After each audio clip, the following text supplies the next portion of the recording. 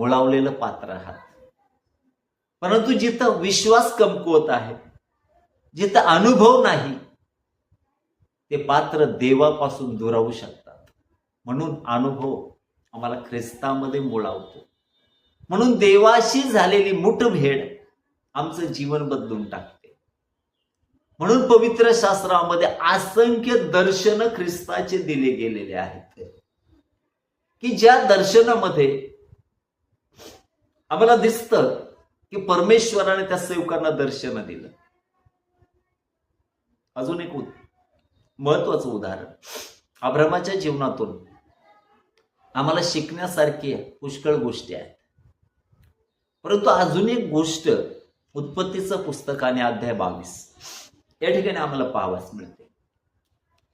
परमेश्वराने अब्रामाला पुत्र दिला आणि जेव्हा पुत्र दिला त्यानंतर तोच परमेश्वर अब्रामाकडून तो पुत्राची मागणी करत आहे. उत्पत्तीचं पुस्तक आणि अध्याय 22 जर आम्ही पाहिलं तर त्या ठिकाणी आम्हाला पाहावयास मिळतं, असं म्हटलंय, या गोष्टी झाल्यावर असे झाले की देवाने अब्रामास कसोटीस लावले. त्याने अब्रामाशी हाक मारली तेव्हा अब्राम म्हणाला, काय आज्ञा? देव म्हणाला, तुझा पुत्र, तुझा एकुलते एक प्रिय इसहाक यास घेऊन मोरिया देशात जा आणि मी सांगेल त्या डोंगरावर त्याचं होमार्पण कर. प्रियांनो, अधिक लेकरं असते तर हरकत नव्हती, परंतु हा इसहाक अब्रामासाठी प्राणांपेक्षा प्रिय होता.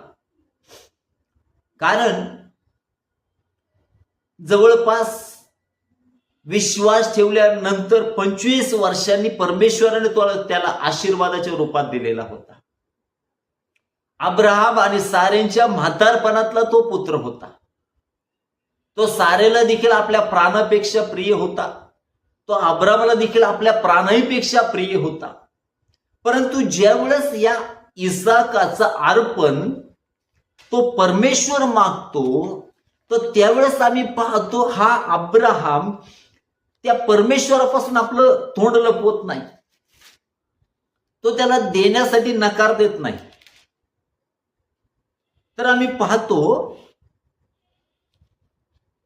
की तो आपला एकुलते एक पुत्र त्याला देण्यासाठी तयार झाला.